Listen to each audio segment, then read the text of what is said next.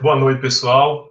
Estamos mais uma vez aqui reunidos, né, para a gente discutir sobre os assuntos de introdução, hoje com um novo tema, que é justamente para falar das dicotomias ou divisões do direito, né? E antes de a gente iniciar, eu gostaria de trazer aqui a discussão justamente essas dicotomias. Essas dicotomias que a gente vai ver hoje, pelo menos as principais, né, elas também ocorrem em outras ciências, né? Então, se a gente imaginar a ciência política, ela vai nos trazer a ideia de direita e esquerda, né? Uma dicotomia muito atual, aliás, apesar de deturpada na sua discussão, né? Porque a ponto de se enxergar, por exemplo, posturas que tradicionalmente são mais de centro, até de centro-direita, como de esquerda, pelo simples fato de terem lá um social ou não serem tão à direita assim, né? Então, esse é um exemplo clássico de dicotomia que existe na ciência política. Vocês que têm formação em outras ciências, podem nos dar exemplos de outras dicotomias?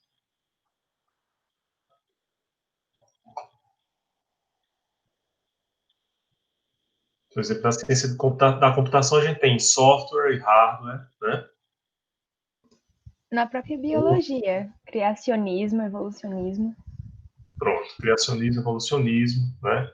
E geralmente essas dicotomias se colocam como, vamos dizer assim, formas de classificação, como é o caso que a gente vai estudar hoje, ou mesmo como maneiras de enxergar determinado fenômeno estudado por aquela ciência, né? Ciências humanas e ciências exatas, né? Muito bem, Yuri. Pode ser Professor, uma dicotomia na ciência de uma forma mais geral, né? Qual tá aí? eu sou da geografia, né? E na geografia a gente tem muitas dicotomias, por exemplo, geografia física, geografia humana, Perfeito. geografia regional, enfim, tem várias vertentes, né? Inclusive, o próprio movimento de renovação da geografia tem uma geografia mais utilitarista, outra mais crítica.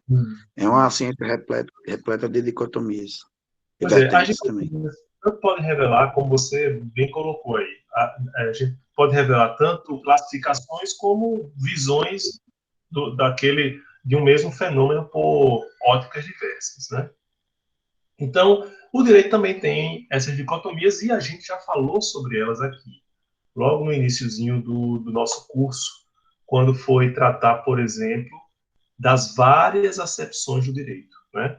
Então, a gente viu que uma só palavra, direito, né, uma só expressão, direito, pode sinalizar vários significados. Se bem que significados análogos, se bem que significados ligados entre si, mas com significação, com representação de algo diverso, né? Então, a gente vai justamente mostrar hoje para vocês pelo menos as principais dicotomias que a gente vai visualizar no âmbito do direito, pelo menos na teoria geral do direito, né, como sendo importante agora para a nossa disciplina, certo? Já está aparecendo aí para vocês? Acho que não, né?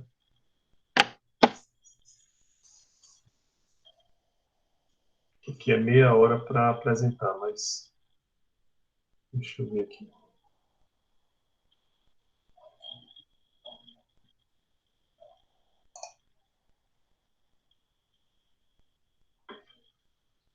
Eu estou dando spoiler aí, né? Nós vamos voltar mais um pouquinho. E aí a gente vai se deparar com a primeira dicotomia, que é justamente a dicotomia entre direito natural e direito positivo. Vou aqui para vocês. Professor, eu acho que Não. não está aparecendo não. Aqui não está aparecendo não. Aqui também não. Deixa eu ver aqui.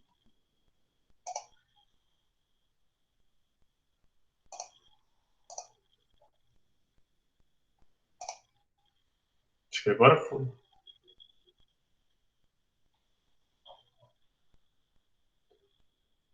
Está aparecendo agora? Tá sim. Apareceu. Então, a gente vai falar justamente sobre, não apenas sobre as dicotomias, como também as divisões do direito, pelo menos o direito tido como o direito dogmático, né? Então, os chamados ramos do direito, que satisfaz a uma das características da nossa disciplina de introdução ao estudo do direito, que é dar uh, esse olhar enciclopédico sobre o direito como um todo. A primeira dicotomia, que é muito natural, não vou dizer natural para não ser redundante, mas é muito comum se apresentar, é justamente a existente entre direito natural e direito positivo. Né?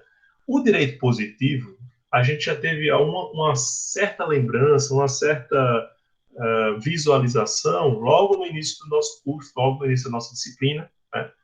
E qual é o sentido que vocês têm de direito positivo?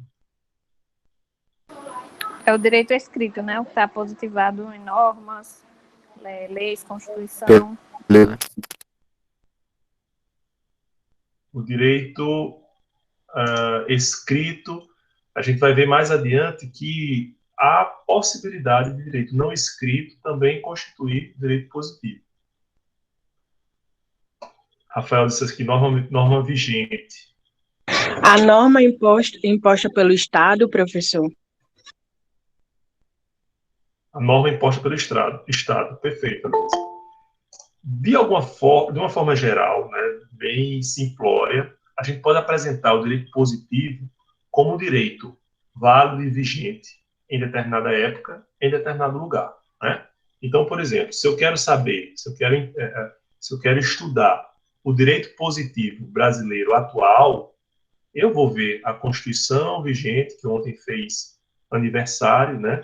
Eu vou ver o Código Civil vigente, eu vou ver o Código Penal vigente, o Código Tributário Nacional vigente e assim por diante. Então, eu delimito o tempo, ou seja, a atualidade, e o espaço, o Brasil, certo? Mas eu posso também me dedicar ao estudo do direito positivo imperial brasileiro. E aí eu vou voltar uns anos e vou me debruçar sobre o Código Criminal Imperial, a consolidação de leis de Teixeira de Freitas, eu vou verificar o Código do Processo Criminal e várias outras leis que foram geradas ou foram gestadas naquele período do Império Brasileiro. Essas não deixam de ser positivas daquela época, porque vigentes naquela época. Da mesma maneira como a gente pode dizer, a gente pode fazer um estudo da lei ou do direito positivo francês, e aí eu vou me debruçar sobre o Código Civil francês, que hoje está vigente, a Constituição francesa, o conjunto de leis e julgados, né, se a gente considerar de forma mais ampla, a jurisprudência também como fonte do direito. Então, todo o direito, sendo norma escrita ou não, né, que é vigente em determinado local, ó, me perseguindo, em determinado local, em determinado tempo, é considerado direito positivo. Mas, de que maneira esse direito positivo se contrapõe ao direito negativo, não, ao direito natural? Eu vou até revelar para vocês que quando eu entrei na universidade e li pela primeira vez essa expressão direito positivo, eu fiquei à busca do direito negativo, né? E, infelizmente, não encontrei naquela ocasião. Mas, na verdade, se contrapõe ao direito positivo a noção de direito natural. O que viria a ser? Qual é a compreensão de vocês de direito natural? Professor, boa noite. Para mim, o direito natural seria contrário ao direito positivo, no sentido de que é o direito inerente ao homem, independente de tempo ou lugar. Perfeito. Então, o direito natural, por exemplo, não tem... É Fernanda que falou, foi? Isso. Então, Fernanda, na sua compreensão, o direito natural não tem a limitação territorial que o direito positivo tem. Por exemplo, ele serve tanto, ele é válido tanto na França como no Brasil, tanto na Austrália como na Zâmbia, né? Mateus está dizendo aqui, é universal. Aí eu pergunto a vocês, de onde é que vem esse direito natural?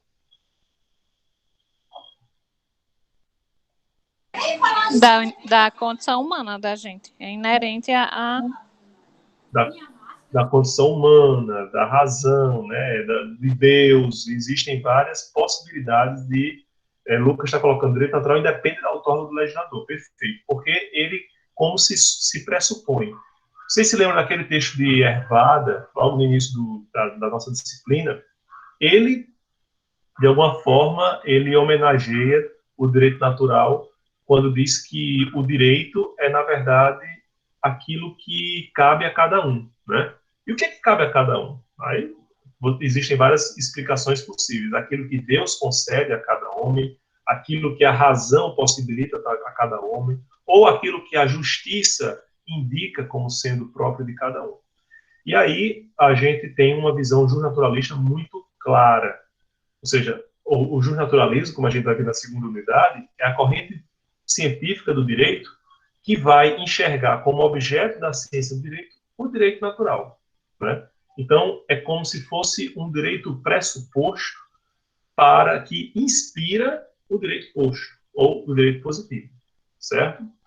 Então, há muita discrepância, muito embate, não necessariamente entre direito positivo e direito natural, mas entre as correntes científicas do direito que enxergam o direito positivo ou o direito natural como objeto dessa ciência, que é a ciência do direito. Certo?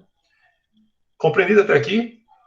Professor, Não, e um exemplo, Kant é aquela questão de Antígona, né? Antígona e Creonte.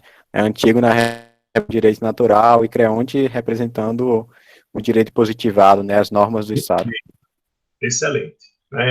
Na peça de Antígona, a peça Antígona de Sófocles, há esse embate muito claramente.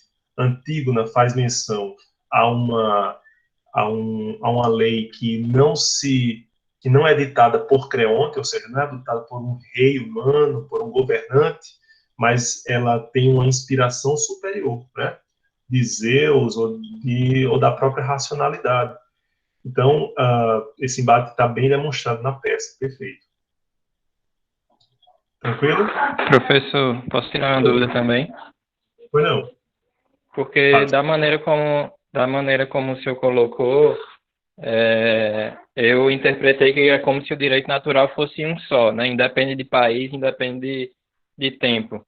Mas dá para dizer que o que o mundo ocidental considera como um direito inerente do ser humano é a mesma coisa que uma comunidade guarani considera também disso, ou que o Império Maia antigo considerava?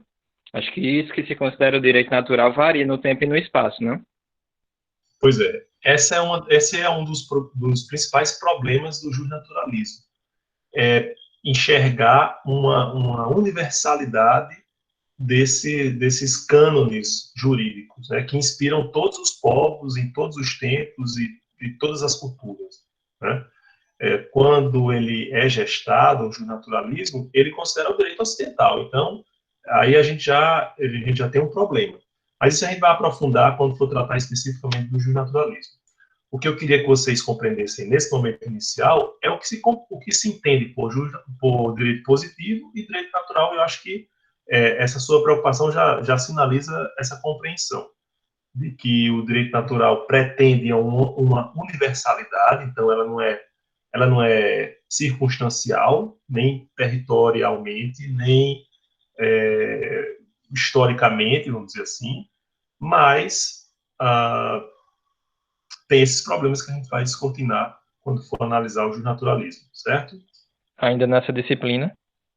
Sim, sim. A segunda unidade, o trabalho do seminário que eu estou elaborando, acho que vou deixar para vocês na próxima semana, claro, não para a próxima semana, mas para a data futura, é justamente sobre as correntes epistemológico-jurídicas.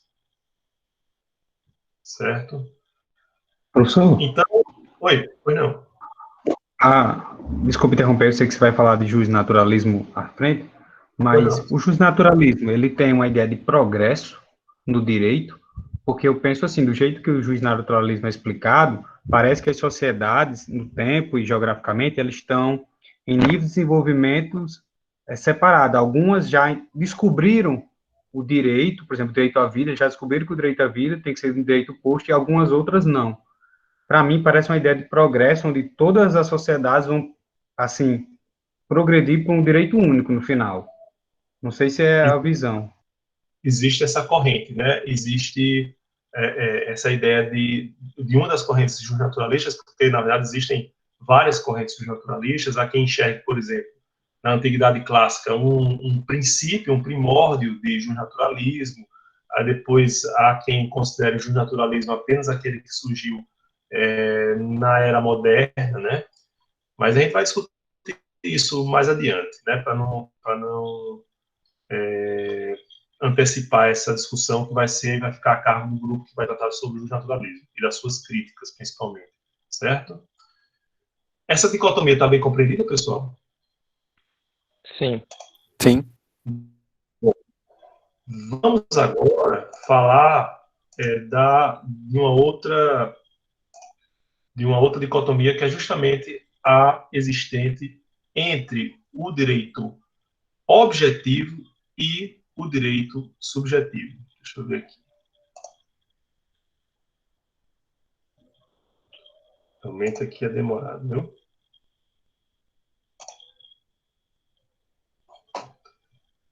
Você já tem uma compreensão do que o que vem a ser direito objetivo e direito subjetivo?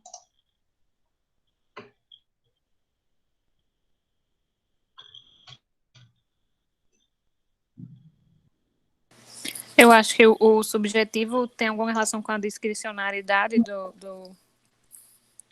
do direito, da aplicação dele, não sei. Discricionariedade em que sentido? Porque o subjetivo vai depender do caso concreto, da situação, das suas particularidades, e aí vai ter alguma margem para se aplicar uma lei, uma norma. É mais subjetivo, tem que analisar a situação, tudo isso. Perfeito. Geralmente, se define o direito objetivo e o direito subjetivo a partir dessa, mais ou menos alinhado a essa sua resposta, Maria. Disse assim, o direito objetivo é aquele que faz nascer o direito subjetivo. Ou, em outras palavras, o direito subjetivo emana do direito objetivo. Ou é a permissão de agir conforme o direito objetivo. Em outras palavras, tudo que a gente chama de direito próprio do sujeito, o direito à propriedade, o direito ao nome, o direito à dignidade, os direitos próprios da filiação, os direitos imobiliários e assim por diante, o direito ao salário, né? Todos esses direitos que você consegue atribuir a um sujeito como próprio são decorrentes do direito objetivo.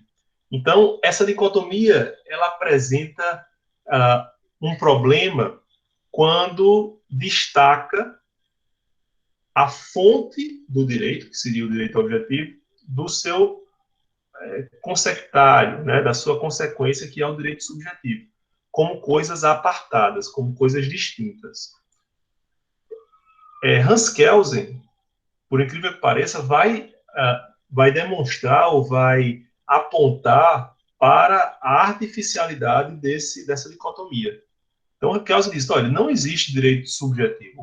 O que existe é direito objetivo, né? O direito como ele promana. Né? Na verdade, ele sequer se refere dessa maneira, mas ele diz que há uma desnecessidade, né? Não é desnecessária essa distinção de direito objetivo e direito subjetivo, porque eles são o mesmo fenômeno. Como é que a gente entende isso? O direito objetivo, ele é aquele direito que é imposto pelo Estado, né, para para daí, né, de onde vão advir os direitos subjetivos. A primeira pergunta que geralmente se faz é: professor, então qual a diferença entre direito objetivo e direito positivo? O que é que vocês acham?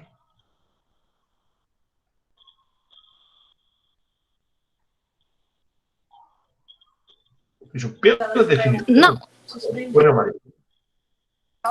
Não, pela definição, o direito positivo é a norma vigente no país, tem a questão de estar vigente no território, determinado tempo, e o objetivo eu acho que é a letra em si, entendeu? Tipo, a lei determina que você tem direito àquilo, não necessariamente vai analisar a questão da territorialidade, da vigência da lei, porque quando a lei é publicada tem aquele prazo, né, para entrar em vigor e tudo mais, tem essas particularidadezinhas, eu acho.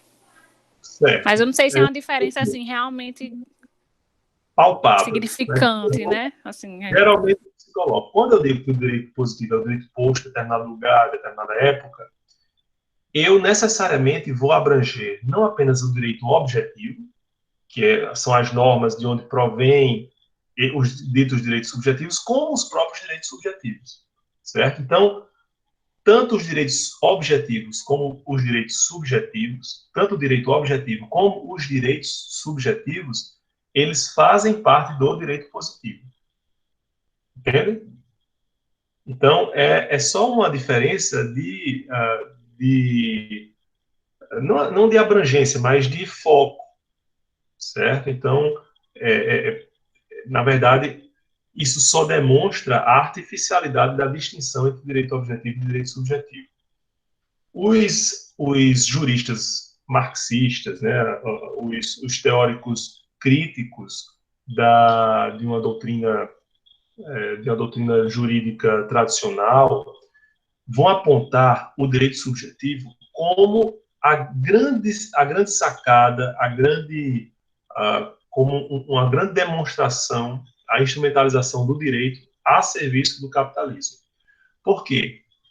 Quando se coloca que eu só tenho direito a algo, a possuir algo, a desfrutar de algo, a me valer de algo, a utilizar algo, se eu tenho esse vínculo sobre o objeto reconhecido pelo direito, eu termino excluindo desse poder, né, outras pessoas. E essa tranquilidade de eu desfrutar da minha propriedade convém ao capitalismo. De alguma maneira, essa ideia termina sendo útil para que outras pessoas não almejem, ou pelo menos não desfrutem efetivamente daquilo que é tido como próprio meu, que é do meu patrimônio, né? Então vejam que essa ideia convém a quem tem patrimônio e é limitadora de quem não tem. E esse artificialismo termina também escamoteando, né, escondendo a real ideia, a real noção de que todo o direito emana do Estado. Pelo menos no sistema capitalista é assim que se compreende, né? O direito é necessariamente estatal, porque é o Estado que, a partir da segurança que advém dele, que promana dele, essa segurança, essa garantia às relações jurídicas, a garantia ao patrimônio, né, à propriedade, ao patrimônio estabelecido, essas garantias convêm ao próprio sistema, como inclusive demonstrado por Alisson Mascaro, né? A gente vai desenvolver de maneira mais profunda a ideia de direito subjetivo lá no finalzinho da nossa disciplina, quando for tratar dos aspectos estruturais do direito, né? Relação jurídica, direito subjetivo, fato jurídico. Mas eu queria que vocês já compreendessem aqui que, apesar de haver uma dicotomia muito clara entre direito objetivo e direito subjetivo, essa é uma dicotomia que termina também se tornando artificial, porque, na verdade, eles fazem parte do mesmo fenômeno, pelo menos no sentido do direito como servidor do próprio sistema capitalista. Ok? Tranquilo? Bom, agora a gente vai considerar uma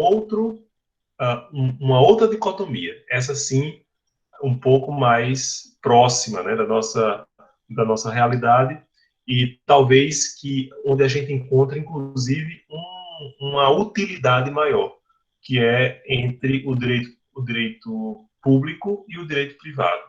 Só em emitir essas duas expressões, direito público e direito privado, talvez a gente já tenha marcado na nossa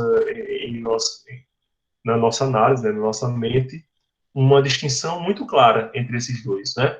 O público e o privado, né, entre aquilo que pertence a todos e aquilo que é próprio de uma só pessoa ou de um grupo de pessoas, certo? E aí, pessoal, a gente vai dar a primeira pausa, né, para que vocês possam ler.